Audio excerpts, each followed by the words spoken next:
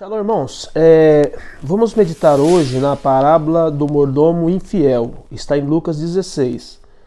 E dizia também aos seus discípulos: havia um certo homem rico, o qual tinha um mordomo, e este foi acusado perante ele de dissipar os seus bens. E ele, chamando-o, disse-lhe: o que é isso que eu ouço de ti?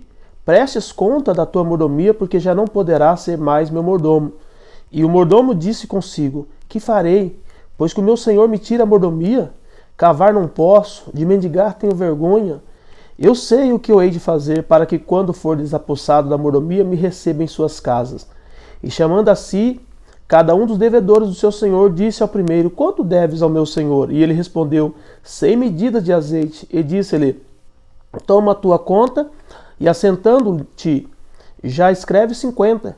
Disse depois ao outro: e tu, quanto deves? E ele respondeu: 100 alqueires de trigo. E disse-lhe: toma a tua conta e escreve 80.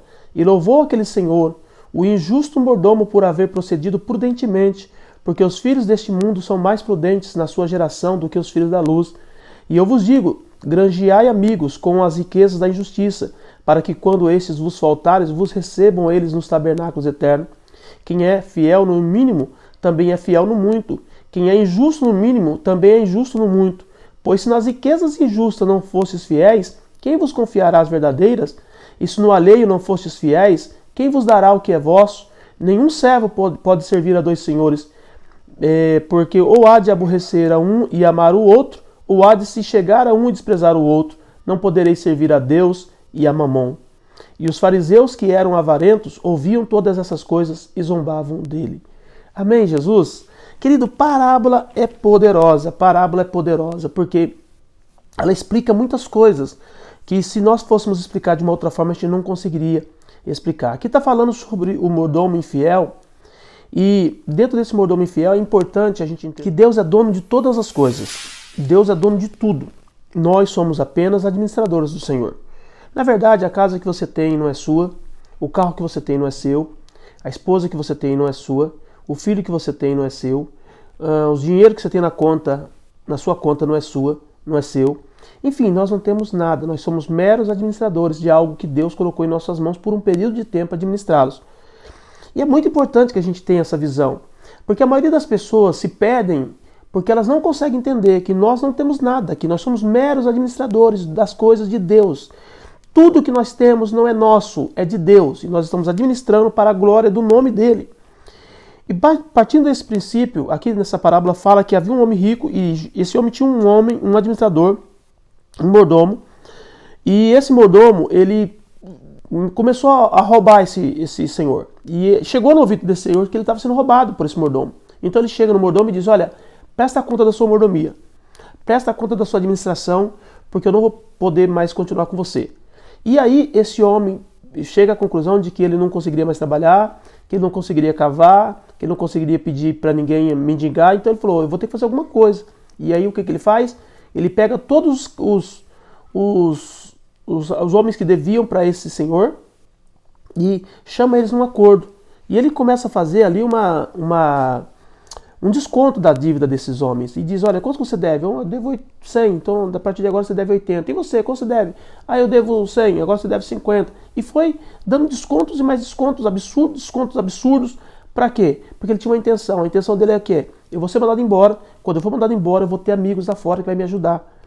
E o dono dessa situação, ele acaba louvando pela prudência desse homem. Ele fala: poxa, como ele foi esperto, como ele foi inteligente de agir dessa forma. Embora é um iníquo, embora está fazendo coisa errada, mas foi um camarada prudente. E Jesus diz assim: olha, oxalá que a igreja fosse assim, oxalá que os crentes fossem assim.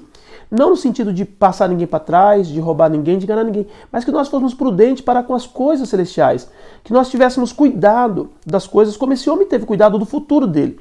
Que você tivesse cuidado em saber que você vai para o céu, que você vai estar com Deus, e para isso você precisa empreender força para você trabalhar. A Bíblia diz que o reino de Deus é conquistado à força ou esforçar para entrar nele. Então você tem que pagar um preço. Muitas vezes nós não nos preocupamos com o nosso futuro. E o nosso futuro é a glória eterna ou a condenação eterna. E nós muitas vezes não nos preocupamos com isso. E esse homem humanamente falando, ele conquistou amigos. As pessoas achavam que ele estava dando um desconto porque ele tinha conversado com o senhor dele lá e chegado à conclusão que eles precisavam dar um desconto. O pessoal pensava isso, porém ele estava roubando mais uma vez o senhor para ganhar crédito com as pessoas. Então esse ato de prudência foi louvado, porque ele fez algo que ele pensou no futuro dele, embora fosse totalmente errado. Mas e o cristão? O cristão não se preocupa com o reino de Deus. Não se preocupa em administrar as coisas para Deus. Os nossos filhos, eles têm que ser administrados para Deus. Nós não temos filhos para o inferno. Nós temos filhos para ir para o céu. O nosso dinheiro não é para colocar, para adorar a Mamon, para adorar, como eu coloquei aqui, já fiz uma ministração sobre isso, sobre o bezerro de ouro. Nosso dinheiro é para glorificar o nome do Senhor. É para exaltar o nome do Senhor, é para fazer com que a obra de Deus cresça na terra. É para isso que Deus nos dá dinheiro. Deus não dá dinheiro para a gente gastar com mamon, para a gente gastar com as trevas, entendeu? Então, é nesse ponto que esse homem está sendo louvado, que ele foi prudente e cuidou do futuro. E muitas vezes nós não temos sido prudentes, porque nós não estamos cuidando do nosso futuro espiritual. Se você morresse agora, para onde você iria? Se Deus chegasse agora e pedisse conta para você e dissesse, agora vamos sentar que nós vamos acertar tudo. E como é que seria a sua vida? Então é esse ponto que está sendo tratado aqui. O que você tem feito? Você tem granjeado amigos lá fora para eles te socorrerem? Para eles te ajudarem? Não adianta, porque as pessoas elas podem te ajudar até um certo ponto. Mas vai chegar um momento na tua vida que você vai estar só. Vai ter um momento na tua vida que é só Deus. Tá? Jó, ele tinha um monte de amigos. Quando ele entrou nessa prova diante do Senhor, o que aconteceu? Todos os amigos dele simplesmente desistiram dele, desampararam. Todos os amigos deixaram ele. Ele ficou sozinho. E por que ele ficou sozinho? Porque havia um projeto de Deus na vida dele. Então não adianta você querer granjear amigos lá fora com um prêmio de injustiça. Você pode até granjear amigos sim, mas na palavra de Deus, na honestidade, não querendo comprar as pessoas, não querendo negociar com as pessoas, porque nós não precisamos disso. Nós temos que entender que tudo é de Deus, nós não temos nada aqui. Eu não tenho nada, você não tem nada, ninguém tem nada. Todos nós somos de Deus e todas as coisas que nós temos é apenas administração para Deus. E aí aqui no versículo 9, no versículo 10 diz assim, quem é fiel no mínimo, também é fiel no muito. Quem é injusto no mínimo, também é injusto no muito. Então, quem é fiel no pouquinho, no muito vai ser fiel. Mas quem é infiel no pouco, no muito vai ser infiel. Por quê? Porque é algo que está ligado com a essência da pessoa. Esse mordomo, ele era infiel. Ele era infiel. Então ele vai ser sempre infiel. Então vai ser só a conta dele ser mandado embora e dele chegar lá fora, quando ele abraçar os amigos, que os amigos, poxa, você me ajudou, tá, vem pra cá, eu vou te ajudar agora. Logo, logo os amigos vão perceber que ele, na verdade, é um mentiroso, que ele é um enganador, que ele é um trapaceiro. Logo, logo os amigos vão perceber. E logo, logo os amigos vão pôr ele para correr. Entendeu? Ele vai ficar sozinho. Então era isso, o que Jesus estava dizendo, eu estava louvando dele aqui, foi o ato dele pensar no futuro dele. Mas só que ele pensou agindo errado. Entendeu? Você tem que pensar no seu futuro, mas agindo certo. Entendendo que você tem que ser fiel no pouco e você tem que ser fiel no muito. Porque Deus vai te colocar no muito. Quem é fiel no pouco, Deus põe no muito. Então, o desafio para nós aqui é ser mordomos fiéis e não infiéis. E não ficar esperando dos homens. E não esperar, ficar acreditando que os homens vão nos abençoar. Não. Deus vai usar pessoas sim para te abençoar. Deus vai usar pessoas sim para me abençoar, para nos abençoar. Porém, a nossa bênção virá das mãos do Senhor. Por isso que nós temos que ser justos e temos que ser fiéis. Até no pouco. Temos que ser justos e fiéis no pouco. Que no muito Deus vai nos colocar. Ok? E aí no versículo 12 diz, e se no alheio não fostes fiéis, quem vos dará o que é vosso? Quer dizer, se nós não somos fiéis em administrar algo que é de Deus, como nós vamos ter alguma coisa de fato? Porque nós só vamos ter de fato, quer dizer, quando nós formos para a glória. Porque até lá todas as coisas são passageiras e transitórias. As coisas que tem nessa terra, elas não são eternas. A única coisa eterna nessa terra são as pessoas. São as nossas vidas. São as nossas vidas que são eternas. O resto é tudo passageiro. Entendeu? Nada vai prevalecer. Por isso que muitas vezes as pessoas se enganam. Né? Existem famílias aí reconhecidas no mundo que são famílias muito ricas.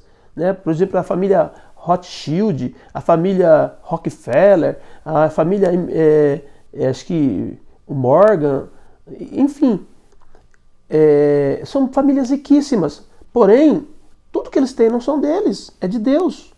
O diabo faz as pessoas acharem que aquilo que ele tem é dele, mas não é. Nós somos apenas administradores. Nós não temos nada nessa terra. E é por isso que nós temos que ser fiéis. Fiéis ao Senhor, fiéis ao princípio, fiéis à administração daquilo que Deus colocou na nossa mão, porque vai chegar um dia que vai haver a prestação de conta. E nesse dia, quando haver a prestação de conta, se nós formos infiéis, nós vamos ser lançados no lago de fogo. Aí, no versículo 14 diz assim: e os fariseus que eram avarentos ouviam todas essas coisas e zombavam dele. Quer dizer, os fariseus, eles eram avarentos. Eles tinham amor ao dinheiro, eles eram apegados ao dinheiro. E por causa disso, eles zombavam de Cristo. Eles zombavam da lei de Deus, zombavam da palavra de Deus. É muito triste, mas é isso que tem acontecido nesses dias. As pessoas têm zombado do Evangelho, as pessoas têm zombado da palavra. E nós não podemos ser infiéis, nós temos que ser fiéis. A Bíblia diz que quando o Senhor chegar, Ele tem que nos achar fiéis. Amém, Jesus? Então não seja um mordomo infiel, seja um mordomo fiel. Administre bem aquilo que Deus tem posto na sua mão. Administre tudo que Deus tem posto. Não é só o dinheiro, não. A sua casa, a sua alma, a sua família, os seus filhos, tudo que Deus pôs na tua mão. Administre bem. Porque um dia Deus vai pedir prestação de conta para você. E nesse dia, tá, a coisa vai ficar estreita se nós não formos fiéis. E essa é a palavra que eu tenho para você. Um alerta, na verdade, né? Essa palavra é um alerta para que nós possamos ser achados fiéis. Amém? Deus te abençoe. Seja fiel ao Senhor.